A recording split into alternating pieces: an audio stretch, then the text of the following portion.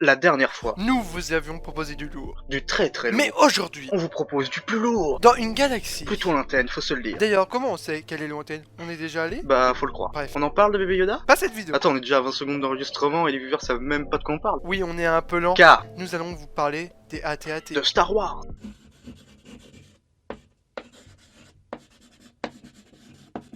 Les AT-AT. Attends, tu t'es même pas présenté. Hey, c'est Flandre. C'est bon, ça te va? Ouais. Et moi, c'est Sharky. Et on va vous parler, Des AT-AT. ou plutôt, les All-Terrain Armored Transport. Ou aussi les TBTT. Transport blanc tout-terrain en français. Sont la suite moderne des bons VRTTT de Clone Wars. Renfort tactique tout-terrain, mais aussi entre-temps il y a eu les CBTT fut dans Rogue One. Ouais, bah je pouvais le dire, c'est juste que tu m'as coupé la parole. Pardonnez-moi, maître. Beaucoup à apprendre, tu as jeune apprenti. Alors, ces petits engins impériaux servent d'appui terrestre contre les forces ennemies aussi bien au sol qu'à l'aérienne. Mais ce sont aussi et surtout des transporteurs de troupes, déployant aussi bien des Stormtroopers, des Sandtroopers ou bien Snowtroopers que même Speeder, Ils sont fabriqués dans les chantiers navals de Kuat. qui sont les principaux ingénieurs travaillant pour l'Empire. On voit pour la première fois les AT-AT dans la fameuse bataille de Hoth. Ouais, et autant dire que c'était chaud. Toi aussi t'y étais? Non, pas vraiment. Ce quadrupode de combat blindé est redoutable, presque invincible. Son corps situé en hauteur lui permet une visée dégagée et une bonne vision des champs de bataille. Même sans avoir tourné sa tête. Quatre pattes lui permettent un déplacement tout-terrain plutôt aisé. Bien que malmenés par les Snow Speeders rebelles par un moyen pas très conventionnel. Ouais, j'avoue, ils sont pas cool. Mais de loin, ils effrayent. Civils,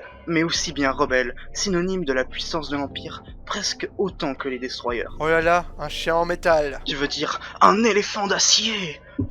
Trois hommes suffisent à contrôler le monstre. 2 pilotes et le commandant impérial, cela depuis sa tête. C'est aussi là-haut que le AT-AT déferle sa puissance de feu. En réalité, le AT-AT est plutôt faible sans parler de son centre de gravité. Il ne dispose pas d'un grand blindage sur le ventre ni à son Et corps. une caresse d'un lance-missile depuis le sol le mettra à mal. C'est pourquoi ils sont accompagnés de AT-ST ou plus communément TRTT. Les bons vieux petits bipèdes. On a toujours besoin d'un plus petit que soi. Un Flandre. Rey habite d'ailleurs dans un AT-AT sur Jakku. C'est d'ailleurs dans un RTTT que Rex se cache pour fuir l'Empire. Ironique, non? Voilà, Vous savez, à peu près. tout ce qu'on sait sur les AT-AT. Et c'est un beau bordel.